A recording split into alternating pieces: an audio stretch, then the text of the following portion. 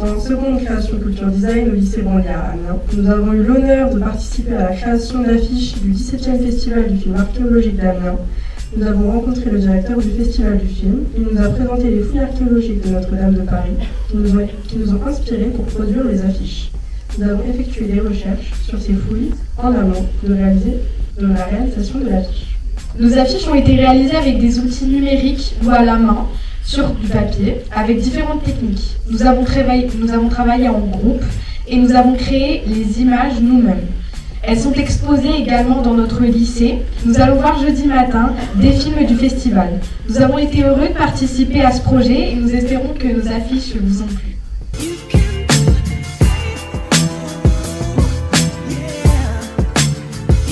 Comme vous le disiez juste à l'instant, les places étaient chères. Vous avez été nombreux à tourner en même temps, ou est-ce que vous aviez des jours ou des semaines qui vous étaient attribués? Ça s'est passé un petit peu comment?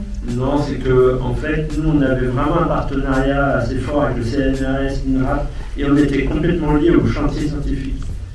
Donc en fait, en très peu de temps, on a fait partie du décor quelque part avec justement les ouvriers. Et, en fait, on a dû passer même une formation de plomb, devenir opérateur plomb. On a passé aussi une accréditation de travail d'auteur pour pouvoir rentrer vraiment sur le chantier. Parce qu'il faut savoir que pour rentrer sur le chantier, on se déshabille totalement, on nous donne des habits jetables, on prend un masque. On n'a plus le droit de manger une fois qu'on est rentré, on peut boire qu'à un seul endroit. Si on veut sortir, il faut prendre une douche.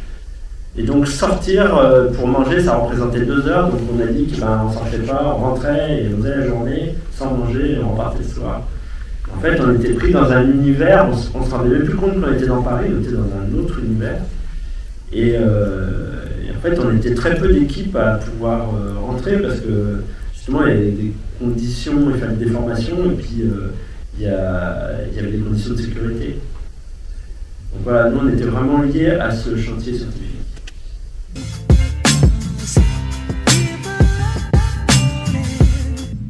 On voit qu'il y a une multitude d'approches pluridisciplinaires dans ce documentaire. Quel est le degré de qualité de la restitution finale?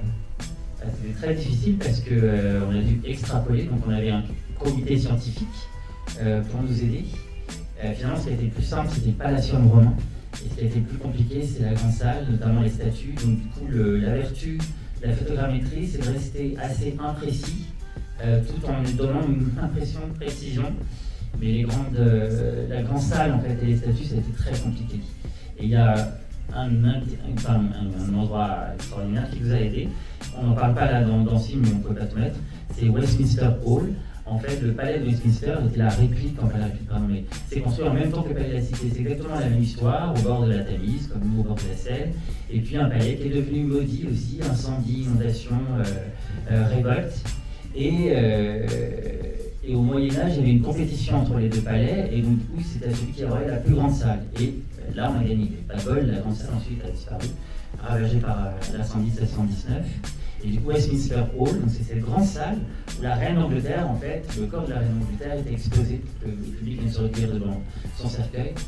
Donc voilà, c'était un espace qui nous a aidé aussi pour restituer la grande salle ici. Mais il a fallu effectivement extrapoler, donc on a été à chaque fois validé aux différentes étapes par un comité d'experts qui dépendait du Centre des monuments nationaux, avec une extrapolation plus large pour les statues.